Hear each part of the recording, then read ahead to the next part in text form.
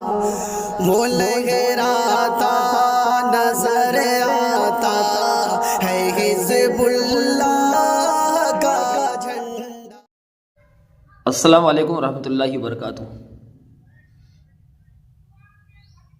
ایک شخص نبی صلی اللہ علیہ وسلم کے پاس آیا اور آ کر انہوں نے رسول اللہ صلی اللہ علیہ وسلم سے کہا کہ اے اللہ کے نبی، کون سا صدقہ زیادہ افضل ہے؟ ثواب کے اعتبار سے کون سا صدقہ سب سے زیادہ افضل ہے؟ تو رسول اللہ صلی اللہ علیہ وسلم نے اس سے کہا کہ جب تو تندرست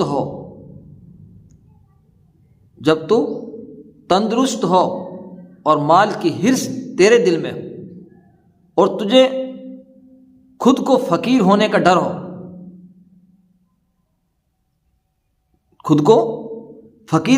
ہو اور اپنے مالدار ہونے کی چاہت دل میں ہو، اس وقت صدقہ کرنا تیرے لیے ثواب، سب سے زیادہ ثواب۔ اور صدقہ کرنا مؤخر نہ کر، کب تک؟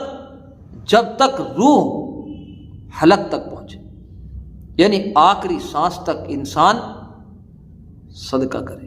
اور اس وقت حلق میں پہنچنے کا مطلب کہ اب زندگی کی کوئی آس نہیں رہی اور کبھی تو نے صدقہ کیا نہیں، تو اب جب تجھے دکھ رہا ہے کہ اب زندگی کا یعنی کوئی باقی نہیں رہی، سانس باقی نہیں رہ رہا ہے، اب میں اس دنیا سے چلا جاؤں گا، تو پھر تو یوں کہنے لگے اتنا مال اس مسجد کا، اتنا مال اس مدرسے کا، اتنا مال اس کو دینا، اس طریقے سے۔ تو جب انسان کی روح نکل جاتی ہے تو پھر وہ مال اس کا نہیں رہ جاتا، پھر تو وہ وارثوں کا اس پر قبضہ ہو جاتا ہے۔